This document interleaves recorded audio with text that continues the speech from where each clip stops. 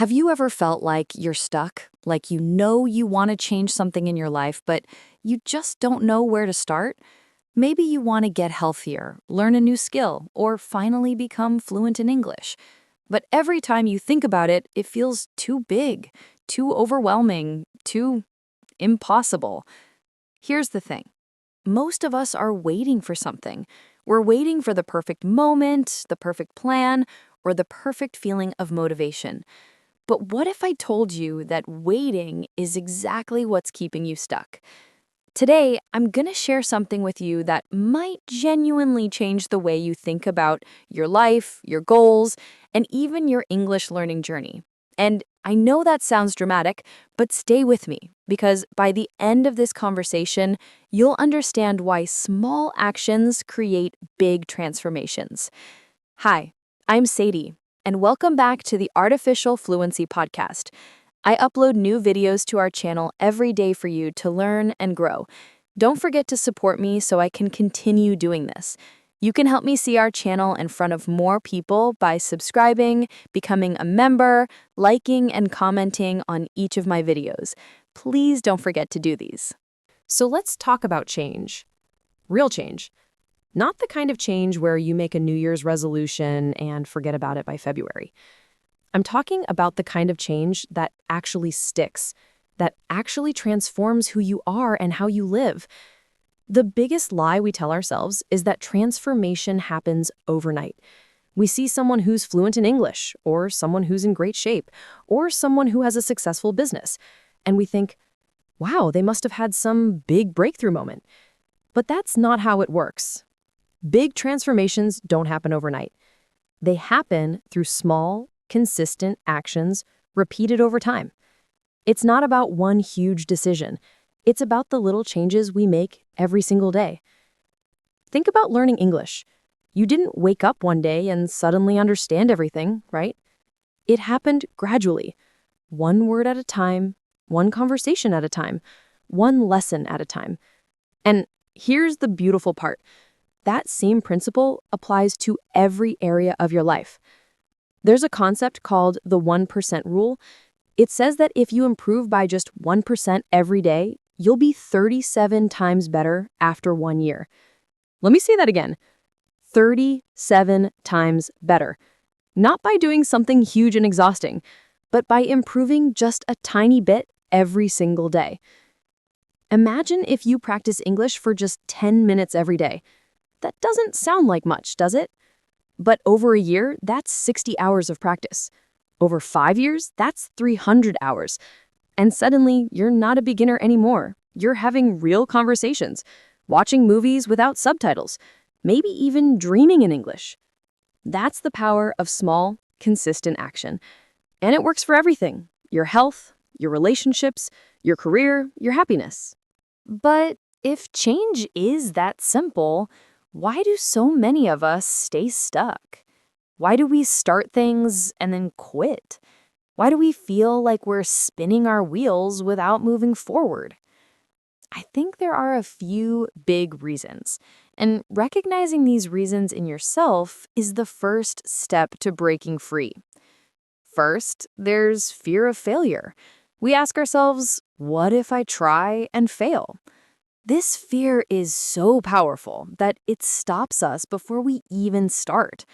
We'd rather not try at all than risk the disappointment of failing. But here's a question for you. What if you try and succeed? What if the only thing standing between you and the life you want is the decision to take the first step? Second, we fall into the trap of negative self-talk. Have you ever caught yourself thinking things like, I'm not good at this, or I'll never be fluent in English, or I'm just not a motivated person? These thoughts are poison. They stop progress before it begins. The truth is, these beliefs aren't facts.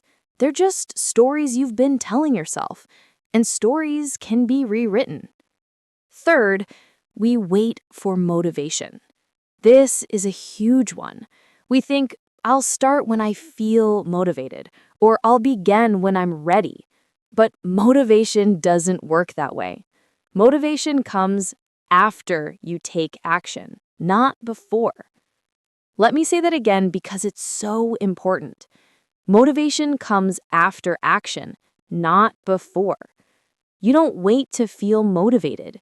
You take action and the motivation follows. Action creates momentum, and momentum creates more action. If you liked this lesson, don't forget to hit the like button, comment, and subscribe to the channel so you can keep improving your English with us. Now, let's talk about something that controls everything: your mindset. There are two types of mindsets that psychologists talk about. The first is called a fixed mindset. This is when you believe your abilities are set in stone. You think, I'm just not a language person, or I'm not creative, or I've never been good at this, so I never will be. The second type is a growth mindset. This is when you believe you can develop your abilities through practice and effort. You think, I'm not good at this yet, but I can learn. Or, I'm improving every day. Or, every mistake is teaching me something. Can you see the difference? One mindset closes doors. The other opens them. And here's the amazing thing. Your brain believes whatever you tell it. There's a part of your brain called the reticular activating system, or RAS for short. It's like a filter that decides what information your brain pays attention to. If you tell yourself, I can't do this, your RAS will look for evidence to support that belief. You'll notice every mistake, every difficulty, every reason why it's not working. But if you tell yourself, I am improving every day, your RAS will look for evidence of that instead. You'll notice your progress, you'll celebrate small wins, and you'll see opportunities everywhere. Your brain is incredibly powerful, but it doesn't judge whether your thoughts are helpful or harmful. It just reinforces whatever you focus on. So you have to be very careful about what you feed your mind. How do you train your brain to work for you instead of against you? Here are 3 simple techniques. First, use affirmations. These are positive statements you repeat to yourself. Things like, I am capable of learning, or I am getting better every day, or I can do hard things. It might feel silly at first, but repetition rewires your brain. Second, practice visualization. This means imagining yourself succeeding. Close your eyes and see yourself having confident English conversations, or achieving your goal, or living the life you want. Your brain can't tell the difference between a vivid imagination and reality, so it tricks it into believing success is possible. Third, practice gratitude. Every day, identify 3 things that went well or 3 things you're grateful for.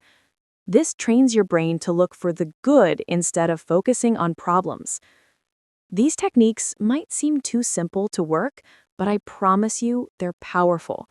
Your mindset is the foundation of everything else.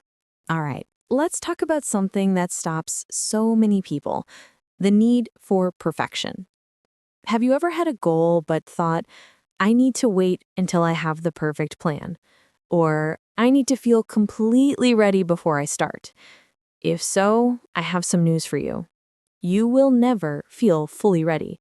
You will never have a perfect plan. And waiting for perfection is just another form of staying stuck. There's a phrase I love: done is better than perfect. This means that taking action, even imperfect action, is always better than doing nothing at all. Let me give you a personal example. When I first started learning to speak confidently in another language, I was terrified of making mistakes. I would spend hours preparing what I wanted to say, and then when the moment came, I'd freeze. I was so focused on being perfect that I couldn't actually speak. But then I realized something. Every person who spoke that language fluently had made thousands of mistakes along the way. The only difference between them and me was that they had kept going. They had spoken imperfectly over and over until it became natural. So, I made a decision. I stopped waiting to feel ready. I stopped trying to be perfect. I just started speaking, mistakes and all. And you know what happened? I got better. Not because I was perfect, but because I was consistent. The same thing applies to your English learning. You might think, I'll speak when my grammar is perfect, or I'll have conversations when my vocabulary is bigger. But that's backwards. You learn by doing, not by waiting to be ready. Progress doesn't require perfection. Progress requires action. And here's the secret. Confidence doesn't come before action.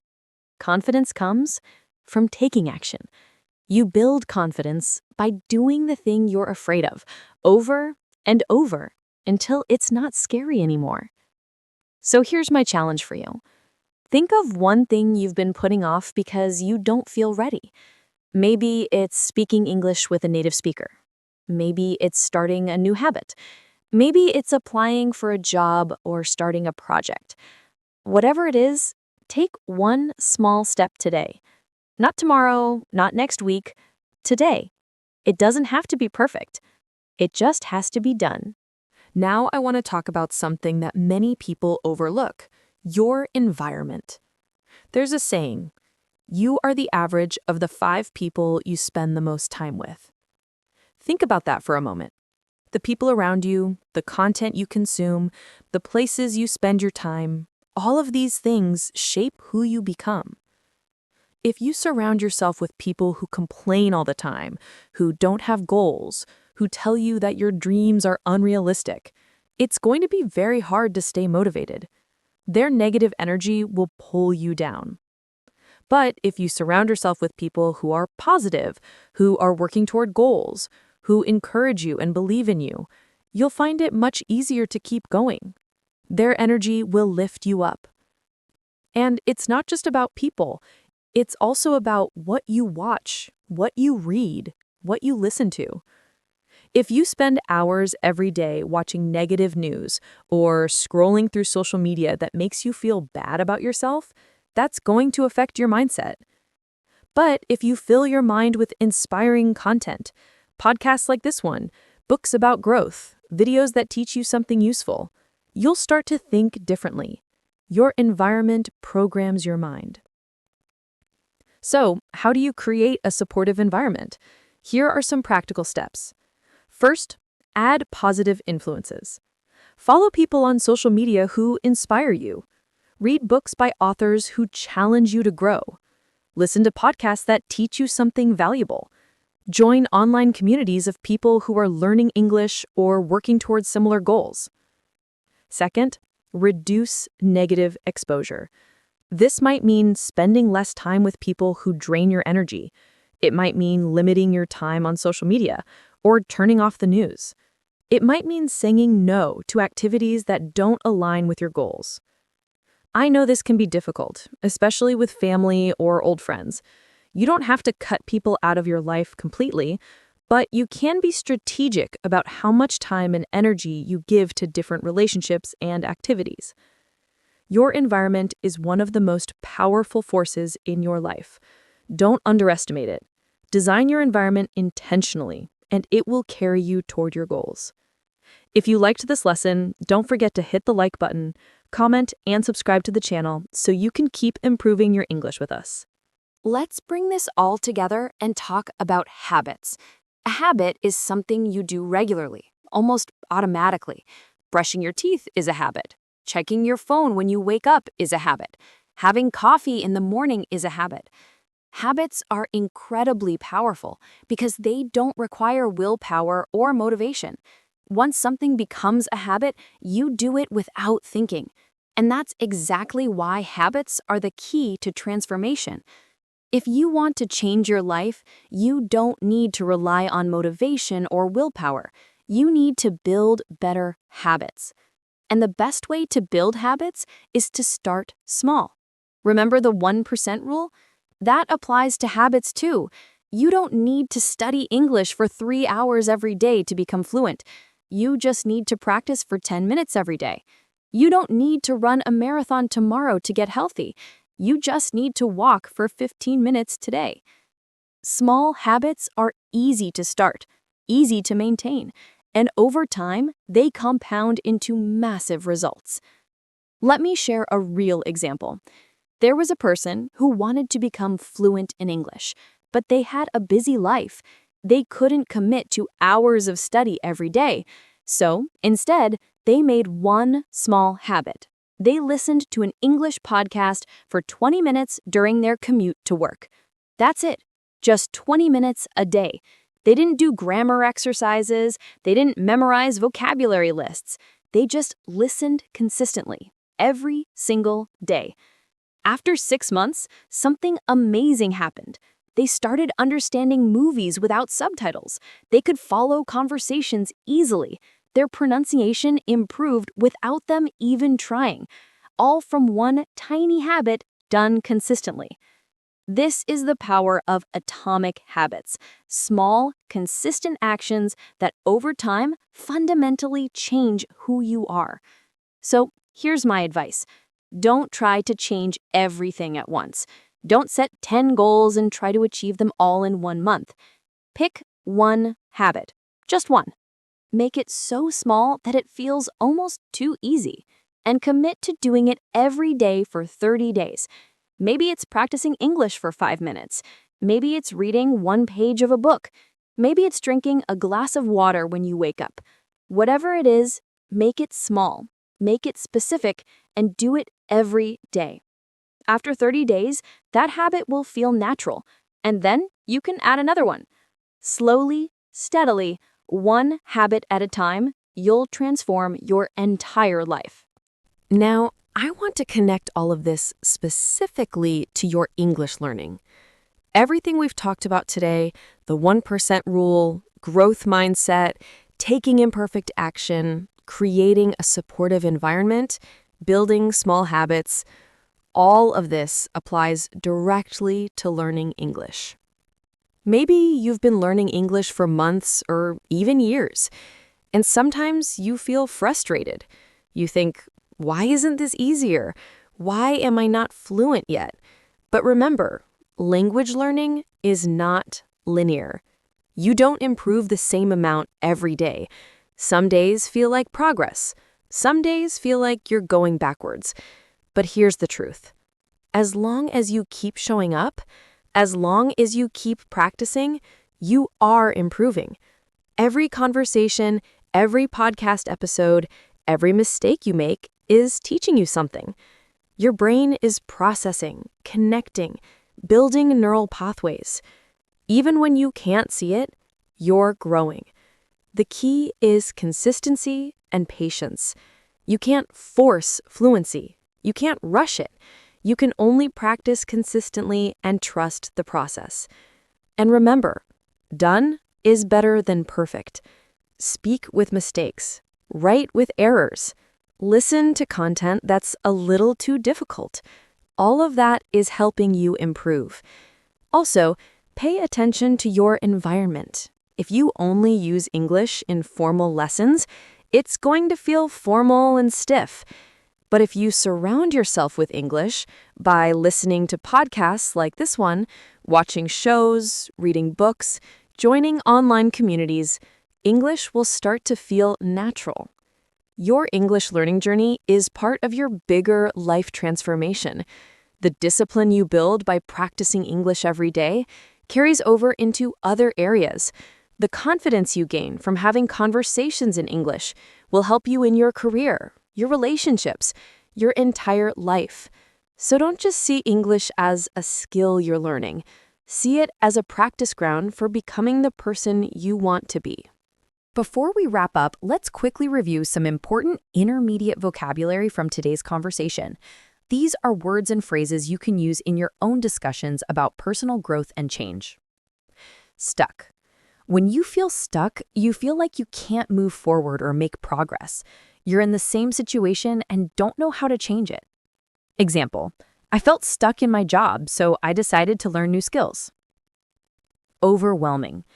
When something is overwhelming, it feels like too much to handle. It's so big or complicated that you don't know where to start. Example, learning a new language felt overwhelming at first, but I broke it into small steps. Compound. When things compound, they build on each other and grow larger over time. In our context, small improvements compound into big results. Example, if you save a little money each month, it will compound over time and become a large amount. Mindset. Your mindset is the way you think about things, your mental attitude.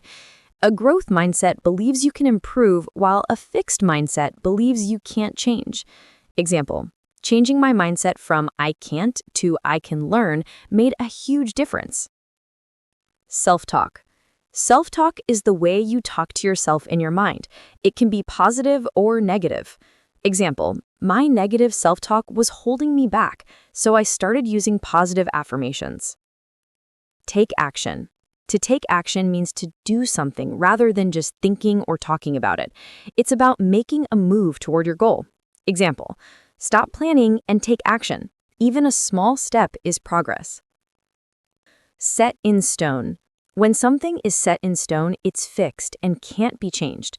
We use this phrase to describe beliefs that people think are permanent. Example, your abilities are not set in stone. You can always improve with practice. These are all useful expressions for talking about personal development, motivation, and change. Try to use them in your own conversations this week. We've covered a lot today. The power of small daily improvements, the importance of mindset, taking imperfect action, creating a supportive environment, building tiny habits that lead to big transformations. But here's the thing. None of this matters if you don't actually do it. Information without action is just entertainment. You can listen to 1,000 podcasts about change, but if you don't change your daily actions, nothing in your life will change. So I want you to make a commitment right now. Think of one small thing, just one, that you can do today to move toward the life you want. Maybe it's practicing English for 10 minutes. Maybe it's going for a walk. Maybe it's reaching out to someone who inspires you. Whatever it is, do it today. Not tomorrow, today. Because that one small action will create momentum. And momentum creates more action. And before you know it, you'll look back and realize how far you've come. Remember, you don't need to be perfect. You don't need to have it all figured out. You just need to start. You just need to take that first step, and then the next one, and then the next one. Your life can change. Your English can improve. Your dreams can become reality. But it all starts with the decision to take action today. Thank you so much for spending these 30 minutes with me. I hope this conversation inspired you, challenged you, and reminded you that transformation is possible for anyone willing to show up consistently. I'd love to hear from you in the comments. What's the one small habit you're going to start today? Share it with our community. Let's support each other on this journey. And remember, I upload new videos every single day to help you improve your English and grow as a person. So subscribe, turn on notifications, and I'll see you tomorrow for another conversation. Keep learning, keep growing, and most importantly, keep taking action. You've got this. This is Sadie from the Artificial Fluency Podcast. Until next time, believe in yourself and your ability to change. See you in the next episode. Have you ever wondered why some people can understand English perfectly but struggle to speak it? Or maybe you've noticed that you know all the words, but when it's time to talk, your mind goes blank. Well, today I'm going to share with you one of the most powerful techniques to break through that barrier. It's called shadowing, and it's going to change the way you learn English. Hi, I'm Sadie, and welcome back to the Artificial Fluency Podcast. I upload new videos to our channel every day for you to learn and grow. Don't forget to support me so I can continue doing this. You can help me see our channel in front of more people by subscribing, becoming a member, liking, and commenting on each of my videos. Please don't forget to do these. Today's episode is all about shadowing practice. Now, if you've never heard of shadowing before, don't worry. By the end of this lesson, you'll not only understand what it is, but you'll also have practiced it multiple times. And trust me, this technique is a game changer for fluency. So, what exactly is shadowing? Shadowing is a language learning technique where you listen to someone speaking and immediately repeat what they say, almost at the same time. It's like being their shadow, following them closely and mimicking their words, their rhythm, their intonation, everything. Think of it this way. When you were a child learning your first language, you didn't study grammar rules. You listened to the people around you and copied them. You repeated sounds, words, and sentences until they became natural. Shadowing brings back that natural learning process. The beauty of shadowing is that it trains multiple skills at once. While you're doing it, you're improving your listening comprehension, your pronunciation, your speaking speed, and your natural rhythm in English, all at the same time. Now, I know what some of you might be thinking. Sadie, isn't this just repeating? I've done that before. Well, yes and no.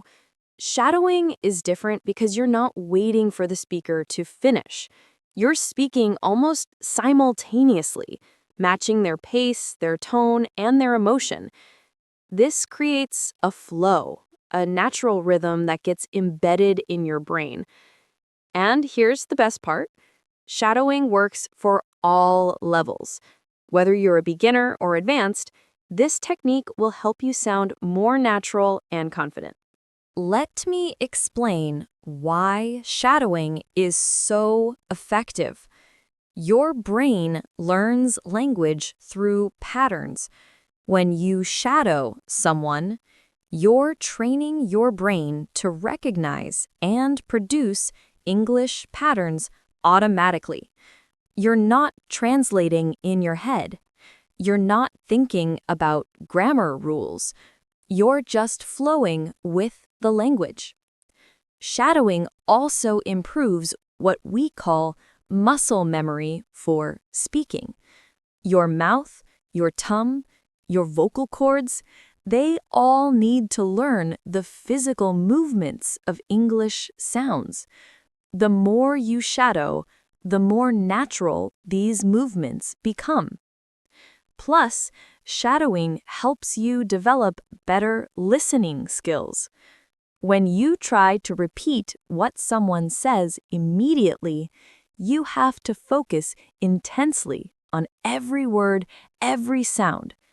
This deep focus improves your ability to understand fast, natural English. And finally, shadowing builds confidence. When you practice speaking along with someone, you're not alone. You have a guide. This takes away the pressure and fear of making mistakes. You're just following along, and before you know it, you're speaking English fluently and naturally. If you liked this lesson, don't forget to hit the like button, comment, and subscribe to the channel so you can keep improving your English with us. Now that you know what shadowing is and why it works, let me give you some tips on how to do it effectively. First, choose the right material. You want something that's at your level or slightly above it. If it's too easy, you won't learn much. If it's too difficult, you'll get frustrated. For today's practice, I've created a conversation that works for most learners. Second, listen first. Before you start shadowing, listen to the conversation once or twice without repeating. Just focus on understanding the meaning, the context, and the overall flow. Third, start slow. When you begin shadowing, don't worry about keeping up perfectly. It's okay to be a little behind. The goal is to match the rhythm and sounds as closely as you can. Fourth, repeat, repeat, repeat. Shadowing isn't a one-time thing. You need to practice the same material multiple times. Each time you do it, you'll get better. Your mouth will get more comfortable with the sounds, and your brain will process the patterns faster. And finally, be patient with yourself. Shadowing can feel awkward at first. You might stumble over words or lose your place. That's completely normal. Everyone goes through this. Just keep practicing and you'll see improvement. All right, now let's get into today's practice. I've prepared a conversation between two friends, Maya and Jason. They're talking about planning a weekend trip to the mountains. This conversation is realistic, natural, and full of everyday expressions that you can use in your own conversations. We'll go through it in stages. First, you'll listen to understand. Then we'll break down some key vocabulary. After that, we'll practice shadowing together. Are you ready? Let's begin. Just relax, listen carefully, and enjoy the conversation. Hey, Jason, have you thought about our weekend trip yet? I'm so excited. Yeah, I've been thinking about it. I'm excited too, but I'm a little worried about the weather. Did you check the forecast? I did. It looks like it might rain on Saturday morning, but it should clear up by the afternoon. I think we'll be fine. That's good to hear. So, what time do you want to leave on Friday evening? I was thinking around 5 or 6 p.m. after work. That way we can avoid the worst of the traffic. We should get there by 8 or 9 p.m. Sounds perfect. And where exactly are we staying? Did you book that cabin you mentioned? Yes, I booked it last week. It's right by the lake and it has a beautiful view of the mountains. You're going to love it. That sounds amazing. What should I bring? Do I need hiking boots or anything special? Definitely bring hiking boots if you have them. And bring warm clothes. It gets pretty cold in the mountains at night. Oh, and don't forget your camera. The scenery is incredible. Got it. Hiking boots, warm clothes, and camera. Anything else? Just bring your sense of adventure. We're going to have such a great time. I've been looking forward to this all month. Me too. It's been way too long since we've done something like this. I can't wait to disconnect from work and just relax in nature. Exactly. No emails, no phone calls, just us, the mountains, and fresh air. It's going to be perfect. All right, I'm all in. Let me know if you need me to bring anything else. See you Friday. See you Friday. This is going to be epic. Great. Now let's break down some important vocabulary from that conversation. These are phrases and expressions you can use in your own daily English. First, check the forecast. When we check the forecast, we're looking at the weather prediction for the coming days. The forecast tells us if it will rain, snow, or be sunny. Example sentence. Before we go to the beach, let's check the forecast to make sure it won't rain.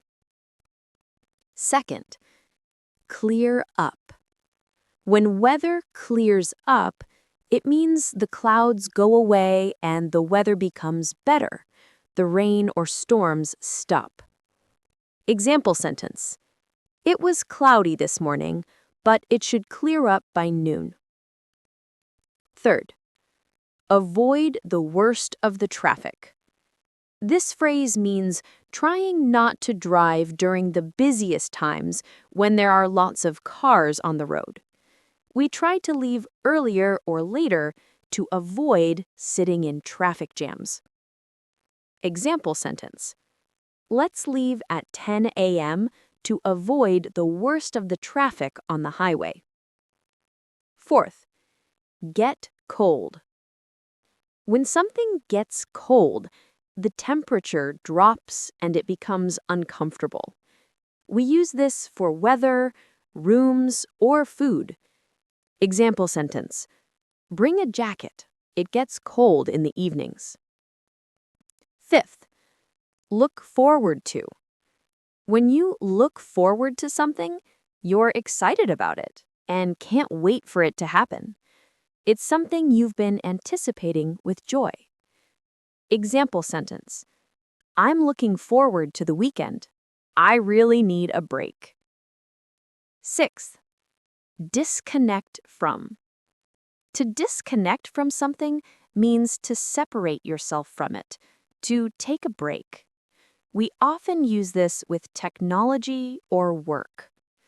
Example sentence. I need to disconnect from social media for a while and focus on real life. Seventh, I'm all in.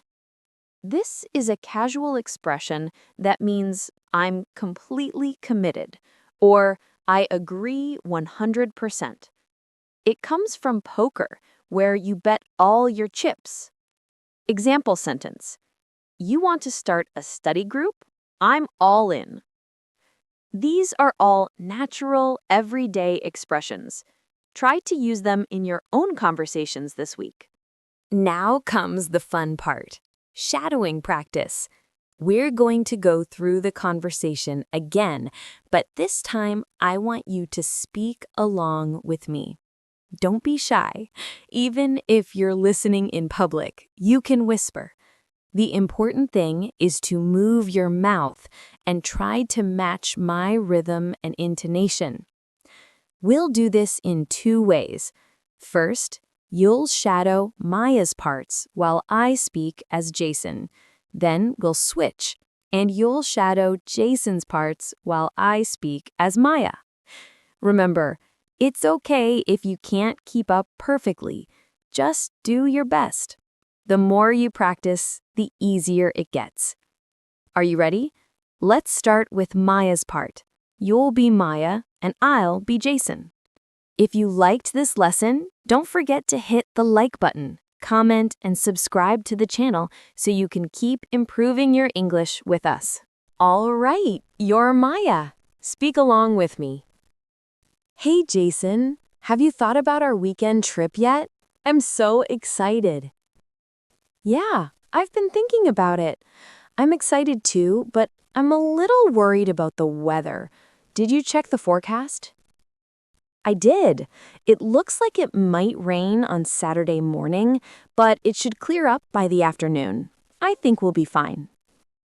That's good to hear. So, what time do you want to leave on Friday evening? I was thinking around 5 or 6 p.m. after work. That way we can avoid the worst of the traffic. We should get there by 8 or 9 p.m.? Sounds perfect. And where exactly are we staying? Did you book that cabin you mentioned? Yes, I booked it last week. It's right by the lake, and it has a beautiful view of the mountains. You're going to love it. That sounds amazing. What should I bring? Do I need hiking boots or anything special? Definitely bring hiking boots if you have them, and bring warm clothes. It gets pretty cold in the mountains at night. Oh, and don't forget your camera. The scenery is incredible. Got it. Hiking boots, warm clothes, and camera. Anything else? Just bring your sense of adventure. We're going to have such a great time. I've been looking forward to this all month. Me too. It's been way too long since we've done something like this. I can't wait to disconnect from work and just relax in nature. Exactly. No emails, no phone calls, just us, the mountains, and fresh air.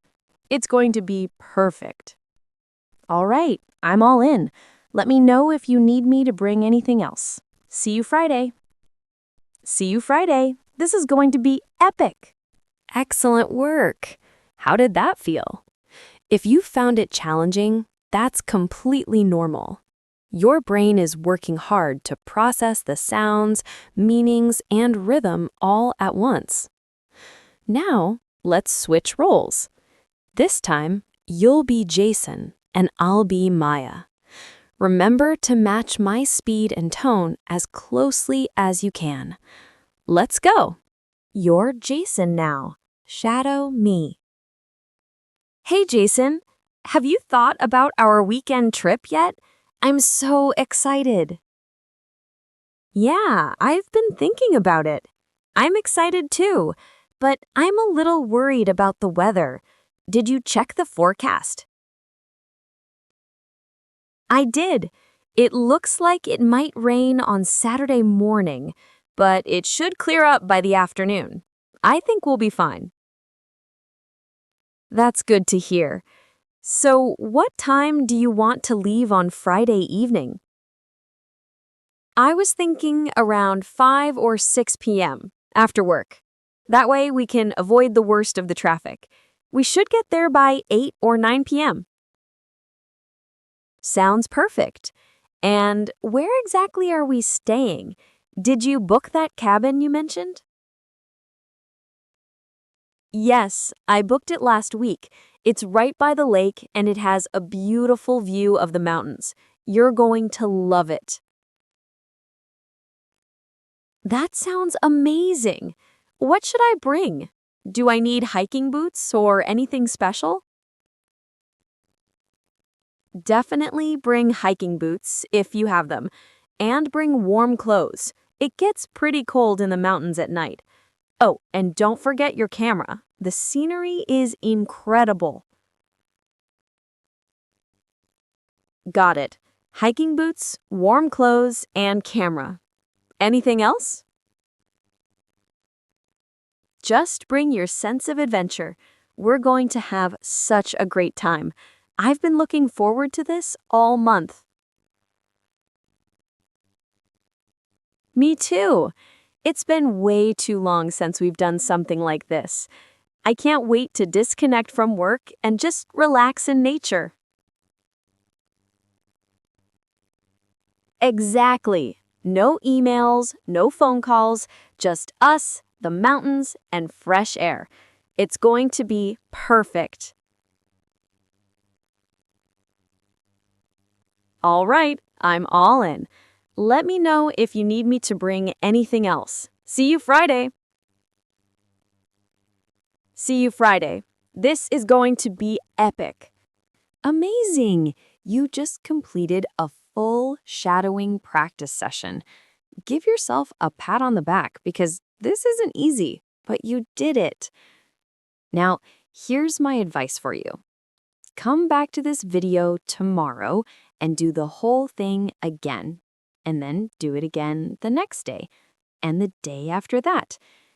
I know this might sound repetitive, but that's exactly the point. Repetition is how your brain learns to speak automatically.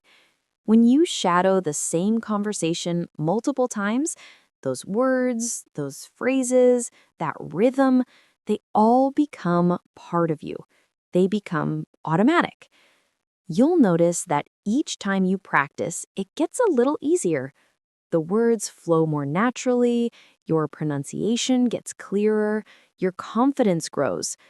And remember, shadowing isn't just about this one conversation. You can shadow anything.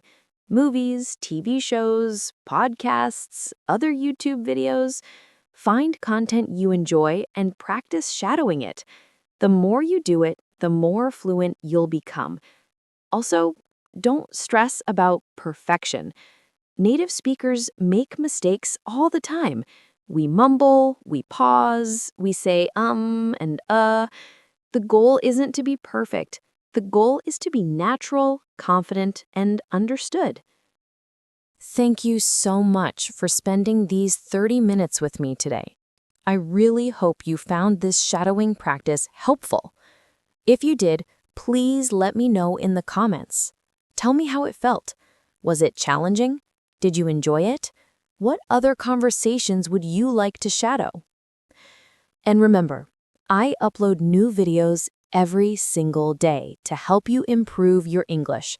So make sure you're subscribed and have notifications turned on so you never miss a lesson. Learning English is a journey, not a race. Some days will feel easy, and some days will feel hard. But as long as you keep showing up and keep practicing, you will improve. I promise you that. Shadowing is one of the most powerful tools in your English learning toolkit. Use it often, use it consistently, and watch your fluency soar. Until tomorrow, keep practicing, keep learning, and keep believing in yourself. You're doing great. This is Sadie from the Artificial Fluency Podcast. See you in the next episode. You know what separates advanced English speakers from native-like speakers? It's not grammar. It's not even pronunciation. It's the subtle, everyday phrases that native speakers use constantly. Phrases that make conversations flow naturally and authentically. Today, I'm going to teach you 12 of these phrases. Phrases you won't find in most textbooks, but you'll hear in every natural English conversation. Hi, everyone. I'm Sadie, and welcome to Artificial Fluency Podcast. Before we dive into today's advanced vocabulary lesson, I want to say something from my heart. I upload new videos to our channel every day for you to learn and grow. Don't forget to support me so I can continue doing this. You can help me see our channel in front of more people by subscribing, becoming a member, liking, and commenting on each of my videos. Please don't forget to do these. Thank you for your continued support. Today's lesson is designed specifically for C1 advanced learners, those of you who have solid English skills but want to sound more natural, more native-like, more effortlessly fluent. We're going to explore 12 everyday phrases that native speakers use constantly. These aren't idioms that sound flowery or old-fashioned. These are current, authentic expressions that you'll hear in offices, cafes, text messages, and casual conversations. For each phrase, I'll give you the exact meaning and context, multiple example sentences, usage notes, when it's appropriate and when it's not, common mistakes to avoid, and subtle nuances that make the difference between sounding fluent and sounding native-like. This isn't about memorization, this is about internalizing expressions until they become part of your active vocabulary, until you use them without thinking. Let's begin with our first set of phrases. If you liked this lesson, don't forget to hit the like button, comment, and subscribe to the channel so you can keep improving your English with us. Let's start with phrases related to work and busyness, a constant theme in modern life. Phrase 1. I'm swamped. Meaning, extremely busy, overwhelmed with work or tasks. This is one of the most common ways native speakers express being very busy. It's more vivid and natural than saying, I'm very busy. Origin. The metaphor comes from being swamped by water, overwhelmed, drowning in tasks. Examples. I'd love to meet for coffee, but I'm completely swamped this week. Sorry for the delayed response. I've been swamped with deadlines. She's swamped at work right now, so she probably won't reply until the weekend. Usage notes. Slightly informal, but perfectly acceptable in professional contexts. Can be used with completely or absolutely for emphasis. Often used as an explanation for being unavailable or delayed. Common mistake. Don't say, I'm swamping. The correct form is always swamped, passive voice. Phrase 2. Touch base. Meaning, to make brief contact with someone, to check in or follow up. This is ubiquitous in professional English, but also used casually. Examples. Let's touch base next week to discuss the project. I wanted to touch base with you about the budget proposal. Can we touch base tomorrow? I have a few questions. Usage notes. Very common in business contexts. Implies a brief, focused conversation rather than a long meeting. Often used when scheduling follow-up conversations. Can be used as a noun. Let's schedule a quick touch base. Phrase 3. Wrap up. Wrap it up. Meaning, to finish or conclude something, to bring something to an end. Examples. I'm wrapping up this project by Friday. Let's wrap this meeting up. I have another call in 5 minutes. I need to wrap up my work before I leave for vacation. Usage notes. Very common in professional settings. Wrap it up can also be a directive meaning finish talking or hurry up. More casual and natural than conclude or finish. Phrase 4. On my plate.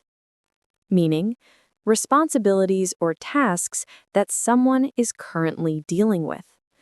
Examples. I have a lot on my plate right now, so I can't take on any additional projects. Between work, family, and studying, she has so much on her plate. What's on your plate for this week? Usage notes. Metaphor from having food on your plate. Very natural and common. Often used to explain why you can't take on more work.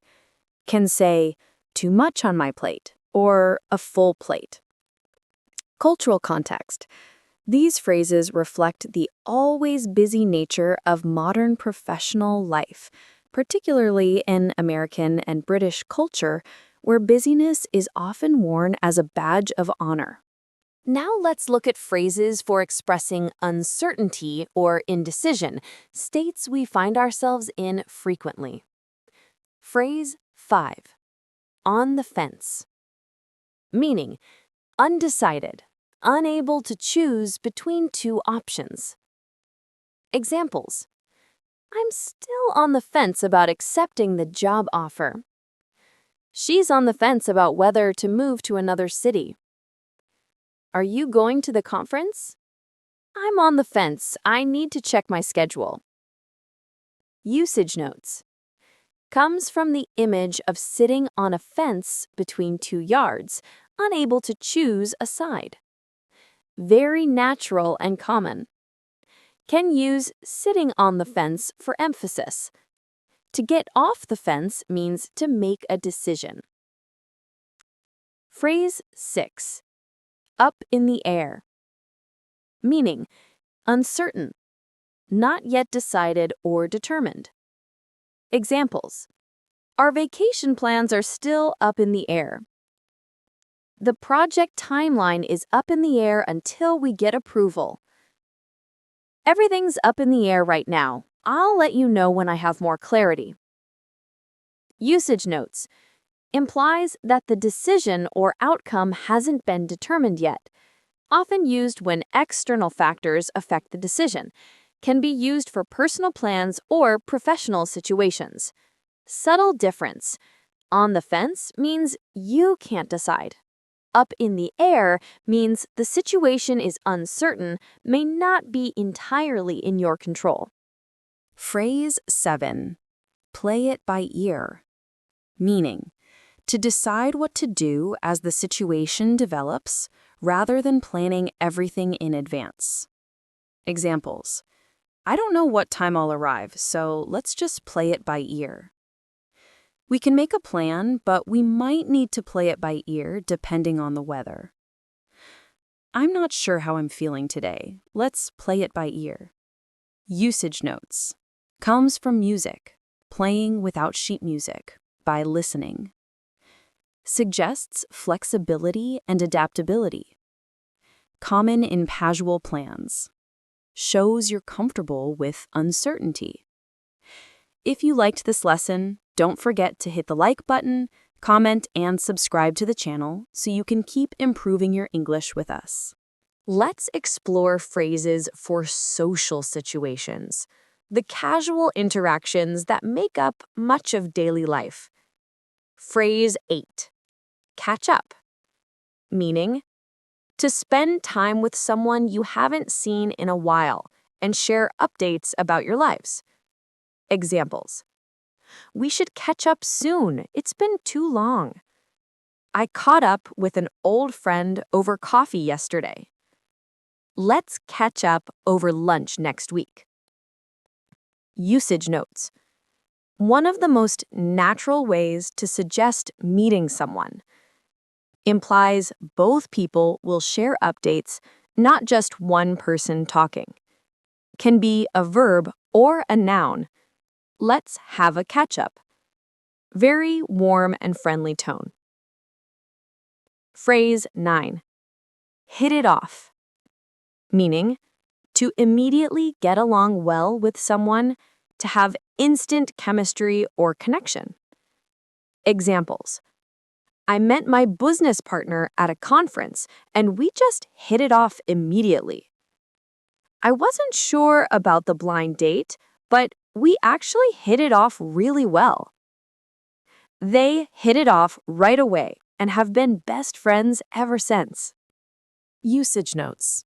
Can be romantic or platonic. It suggests instant, natural connection. Often used when describing first meetings that went well. The past tense is most common. Phrase 10.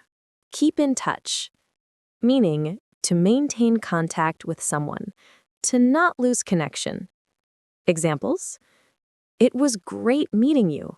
Let's keep in touch. I try to keep in touch with my college friends, but it's getting harder. Keep in touch and let me know how the interview goes. Usage notes. Very common when parting ways. Can be sincere or just polite. Context matters. Stay in touch is equally common. Get in touch means to contact. Get in touch when you're back in town. Subtle nuance. Keep in touch is often said when saying goodbye, but doesn't always result in actual contact. It's sometimes just a polite closing phrase. Gauge sincerity from context and body language. Now let's look at phrases for expressing reactions and emotions in natural, native-like ways. Phrase 11. I can't wrap my head around it. Meaning, I can't understand or comprehend something. It's difficult to grasp mentally. Examples. I can't wrap my head around how fast this year has gone by.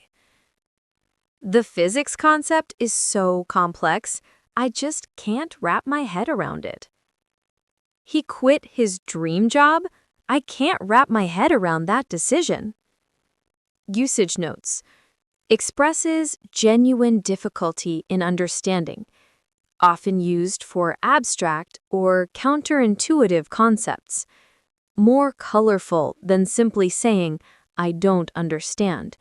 It can be about intellectual concepts or emotional situations.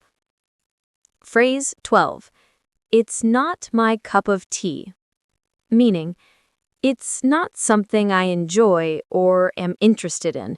It's not to my taste. Examples. Horror movies? Not really my cup of tea.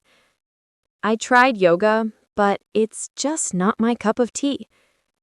Classical music isn't my cup of tea, but I can appreciate the skill. Usage notes. Polite way to express dislike without being harsh. British in origin, but widely used in American English too. Less direct than I don't like it. Shows respect for others' preferences while stating your own. Alternative, not my thing, is even more casual and equally common. Cultural note. This phrase reflects the English preference for indirect communication, especially when expressing negative opinions. Rather than bluntly saying, I hate that, this phrase softens the sentiment. Now that we've covered 12 phrases, let me give you some guidance on actually integrating these into your active vocabulary. Pattern 1. Natural clustering. Notice how these phrases often appear together in conversations. I'm completely swamped this week and have so much on my plate. Let's touch base next week when things settle down and we can catch up properly. This combines phrases 1, 4, 2, and 8 naturally. Pattern 2. Substitution practice. Take your existing vocabulary and consciously substitute these phrases. Instead of, I'm very busy, so I can't meet for coffee, say, I'm swamped this week, so I can't meet for coffee. Instead of, I don't know if I want to accept the offer, say, I'm on the fence about accepting the offer. Pattern 3. Context awareness. Not all phrases work in all contexts. Touch base and wrap up in professional contexts, though can be casual. Hit it off and catch up in social contexts. On the fence and play it by ear, both professional and casual. Pattern 4. Register matching. Match the phrase to the formality level. Formal email. I'd like to schedule a meeting to discuss the proposal. Less formal, let's touch base about the proposal. The key is developing an intuition for when each phrase feels natural. Practice recommendation. For the next week, choose 3 phrases from today's lesson. Actively look for opportunities to use them. Write them in your journal. Use them in conversations. Text them to friends. The goal isn't to use all 12 tomorrow. The goal is to internalize them gradually until they feel as natural as your native language. Let's quickly review the 12 phrases we covered today. Work and busyness. I'm swamped. Touch base. Wrap up. On my plate. Decision making. On the fence. Up in the air. Play it by ear. Social situations. Catch up. Hit it off. Keep in touch. Reactions and emotions.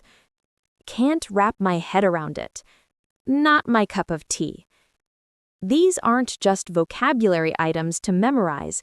They're tools for sounding more natural, more native-like, more authentically fluent. The difference between a C1 speaker and someone who sounds native-like isn't about knowing more grammar rules. It's about having these phrases flow naturally in conversation, using them with the right nuance, in the right context, at the right moment. That kind of fluency comes from exposure, practice, and conscious integration. Listen for these phrases in movies, podcasts, and conversations. Notice how native speakers use them. Then practice until they feel like your own words. You're at an advanced level. You have the foundation.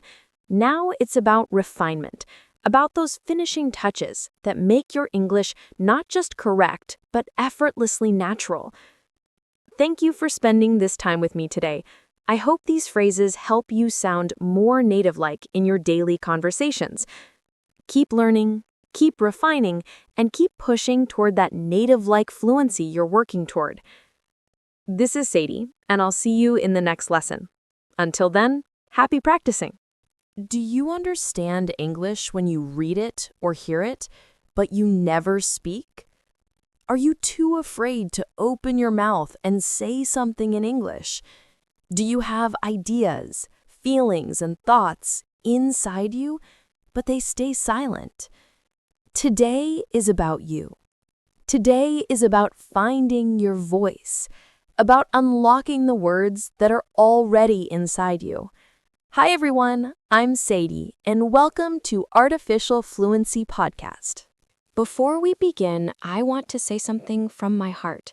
I upload new videos to our channel every day for you to learn and grow. Don't forget to support me so I can continue doing this. You can help me see our channel in front of more people by subscribing, becoming a member, liking, and commenting on each of my videos. Please don't forget to do these. Thank you for being here today. Today's episode is special. Today, we're going to talk about something very important: your voice. I don't just mean the sound you make. I mean your ability to express yourself, to share your ideas, to communicate. Many English learners have this problem. They can read English, they can understand English, but they don't speak. They stay quiet. They stay silent. They keep everything inside. If this is you, I understand. I know it's hard. I know it's scary. But today, I want to help you unlock your voice. I want to help you speak. This is an A2 level episode. A2 means elementary English. Simple words, short sentences. I will speak slowly. I will speak clearly. And I will help you feel brave. Because you have a voice. You have something to say. And the world needs to hear it. Are you ready? Let's begin. If you liked this lesson, don't forget to hit the like button, comment, and subscribe to the channel so you can keep improving your English with us. First, let me explain, what does unlock your voice mean? Imagine a locked door. The door has something valuable inside, but it's locked. You have the key, but you're afraid to use it. Your voice is like this. It's inside you. It's valuable, but it's locked. Fear is the lock.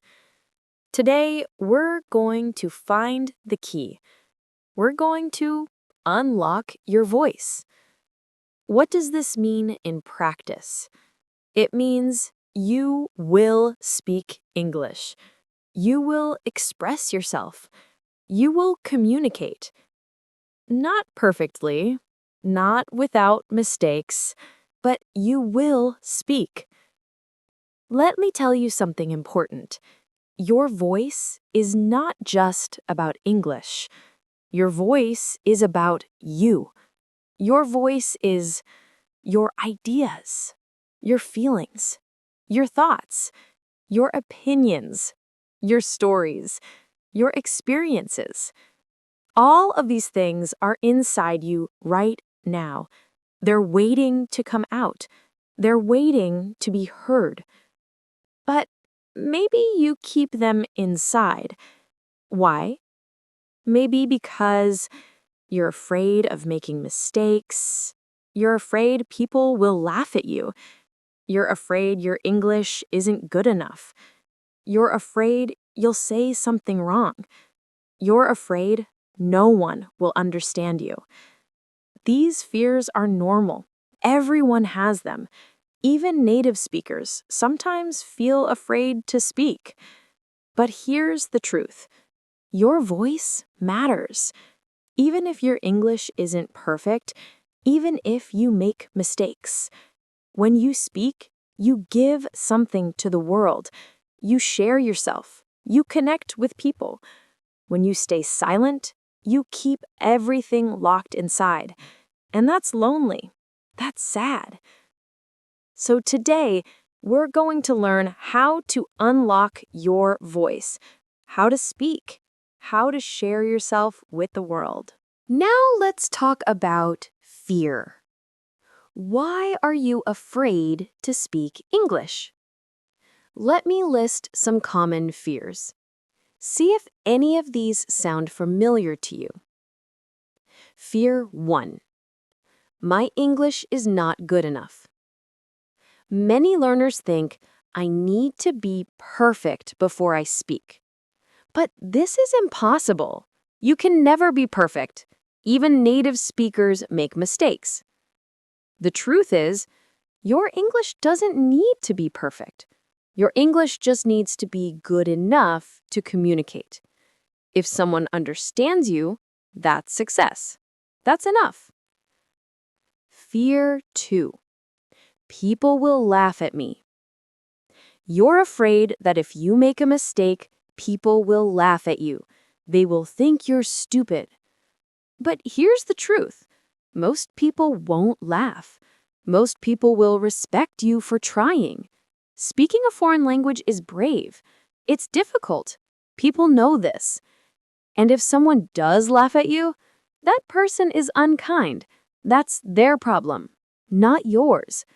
Don't let unkind people stop you from speaking. Fear 3. I will make mistakes. Yes, you will make mistakes. I promise you this. But mistakes are not bad. Mistakes are how you learn. Every time you make a mistake, you learn something new. You improve. If you never make mistakes, you never improve. Mistakes are your teachers. Fear 4. I will forget words. This happens to everyone. Even in your own language, you sometimes forget words, right? It's normal. It's okay. When you forget a word in English, you can describe the thing instead. Use a different word. Ask, how do you say? Use gestures to help. Forgetting words doesn't mean you failed. It means you're human. Fear 5. I sound strange. Maybe you think your accent sounds strange. Your voice sounds different in English. But listen, everyone has an accent. American people have an accent. British people have an accent. Everyone. Your accent is part of you. It's part of your identity. It's beautiful.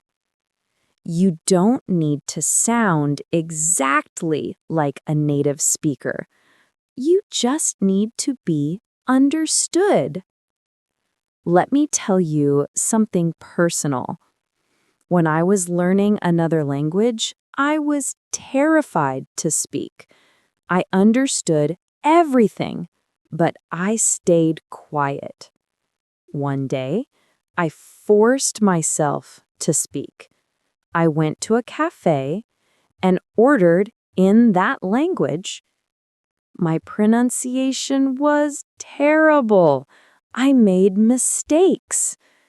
The person looked confused for a moment, but then they understood. They smiled. They gave me my coffee. And I felt amazing, not because my language was perfect, but because I tried, because I used my voice. That day, I learned something important. The feeling of speaking is better than the feeling of staying silent. Even if you make mistakes, speaking feels good. It feels brave. It feels free. But staying silent feels heavy. It feels lonely. So I want to ask you, which do you prefer? Making mistakes and speaking, or staying perfect and silent? I hope you choose speaking, because speaking is living, speaking is connecting, speaking is being human. If you liked this lesson, don't forget to hit the like button, comment, and subscribe to the channel so you can keep improving your English with us. Now let's talk about how to unlock your voice. What can you do today to start speaking more? I'm going to give you 5 simple steps. Easy steps. Small steps. Step 1. Talk to yourself. This sounds strange, but it works. When you're alone, talk to yourself in English. Describe what you're doing. I'm making coffee. I'm putting on my shoes. I'm going to the store. This is safe. Nobody can hear you. Nobody can judge you. But you're practicing. You're using your voice. You're speaking English. Do this every day, just a little bit. In the shower, while cooking, while walking. Talk to yourself in English. Step 2. Read out loud. When you read something in English, read it out loud. Read this podcast script out loud. Read a book. Read news articles. This helps your mouth practice English sounds. It helps you feel comfortable speaking. Reading out loud is easier than creating your own sentences, but it's still speaking practice. Step 3. Record yourself. Use your phone. Record yourself speaking English. You can read a text, describe your day, talk about your hobbies, answer questions, then listen to the recording. At first, you might not like how you sound. That's normal. Most people don't like hearing their own voice. But keep doing it. Over time, you'll get used to your voice. You'll hear yourself improve. Step 4. Speak to your pet or a photo. If you have a pet, talk to them in English. They won't judge you. They'll just listen. Or put a photo of a friend on your desk. Talk to the photo in English. I know this sounds silly, but it works. It helps you practice without the pressure of a real conversation. Step 5. Find one safe person. Find one person who makes you feel comfortable. Someone patient, someone kind. Maybe a friend, maybe a family member, maybe another English learner. Practice speaking with this person. Start with small conversations. Tell them, I'm practicing English. I might make mistakes. Please be patient. A good friend will support you. They'll help you. They won't laugh. These 5 steps are small. They're easy, but they're powerful. You don't need to do all of them. Just pick one. Start there. The important thing is start.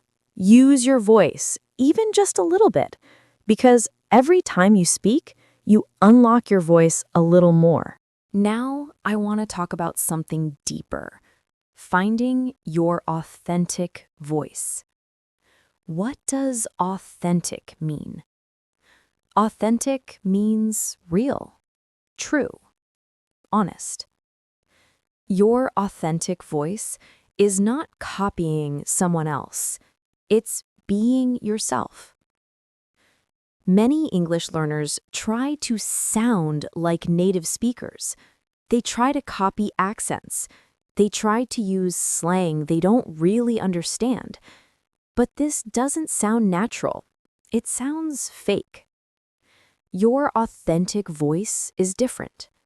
Your authentic voice is you speaking English in your own way. Your accent is okay. Your way of forming sentences is okay. Your personality in English is okay. You don't need to become a different person when you speak English. Let me give you an example. I know a man from Japan. His name is Kenji. He speaks English with a Japanese accent. At first, Kenji tried very hard to sound American. He tried to change his accent completely. But it didn't work. It sounded forced. It sounded uncomfortable. Then Kenji changed his approach. He decided, I will speak English as myself, with my accent, with my personality. And something beautiful happened. Kenji's English became clear, natural, confident. People understood him perfectly. And more importantly, Kenji felt comfortable. He felt like himself. This is your authentic voice, being yourself in English. How do you find your authentic voice? Tip 1. Don't copy everything. It's okay to learn from native speakers, but don't try to copy them exactly. Take what feels natural to you, leave what doesn't. Tip 2. Use words that feel comfortable. If a word or phrase feels strange to you, don't use it. Use simpler words that feel natural. Tip 3. Let your personality show. If you're funny in your language, be funny in English. If you're serious, be serious. If you're quiet, it's okay to be quiet. Don't try to be someone you're not. Tip 4. Accept your accent. Your accent is part of you. It's part of your story. It's beautiful. Focus on being clear, not on erasing your accent. When you find your authentic voice, something magical happens. Speaking becomes easier, more natural, more comfortable. You stop worrying so much about being perfect. You start focusing on communicating. And this is when real fluency begins. Not perfect fluency, but comfortable, authentic fluency. Now, I want to tell you something very important. Something I need you to hear. Your voice matters. The things you have to say matter. Your ideas, your experiences, your stories, they matter. The world needs to hear from you, not from someone else, from you. Maybe you think, but I'm just learning English. I'm not important. Nobody wants to hear from me. This is not true. Every person has value. Every person has something to contribute. You have lived a life that nobody else has lived. You have seen things that nobody else has seen. You have thought things that nobody else has thought. This makes you unique. This makes your voice valuable. When you speak, you share yourself with the world. And this is a gift. Maybe you'll inspire someone. Maybe you'll teach someone. Maybe you'll make someone laugh. Maybe you'll help someone feel less alone. But you can only do these things if you speak. If you stay silent, the world misses out. The world loses your voice. So please, don't keep your voice locked inside anymore. You have something to say. Say it. You have something to share. Share it. You have a voice. Use it. Yes, you will make mistakes. Yes, your English won't be perfect. Yes, some people might not understand you the first time. But that's okay. That's normal. That's part of the journey. The important thing is, you tried. You spoke. You used your voice. And every time you do this, you become braver, stronger, more confident. Your voice is like a muscle. The more you use it, the stronger it gets.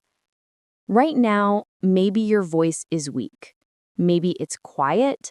Maybe it's scared.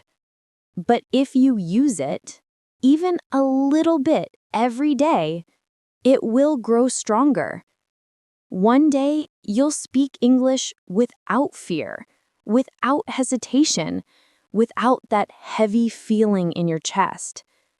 One day, speaking English will feel natural, normal, easy. But that day only comes if you start today. So start today, now. Unlock your voice. We've spent 30 minutes together today talking about your voice. Let me remind you of the most important ideas. 1. Your voice is already inside you. It's just locked. Fear is the lock. 2. Everyone is afraid to speak. This is normal, but you must speak anyway. 3. Your English doesn't need to be perfect. It just needs to be good enough to communicate. 4. Start small. Talk to yourself. Read out loud. Record yourself. Practice with safe people. 5. Find your authentic voice. Be yourself in English. Your accent is beautiful. 6. Your voice matters. The world needs to hear from you. Now, I want to give you a challenge, a small challenge. Today, before you go to sleep, speak one sentence in English out loud. Just one sentence. You can say, I am unlocking my voice. Or, I am brave. Or, I can do this. Just one sentence, out loud, in English. This is your first step, your first moment of using your voice. And tomorrow, do it again. And the next day. And the next. Little by little, your voice will grow stronger. Little by little, speaking will become easier. Little by little, you will become the confident English speaker you want to be. I believe in you. I know you can do this. Your voice is waiting. Unlock it. Thank you for listening today. Thank you for being here. Thank you for being brave enough to try. This is Sadie, and I will see you in the next episode. Until then, remember, you have a voice. Use it. Speak. Share. Shine. You've got this. Goodbye.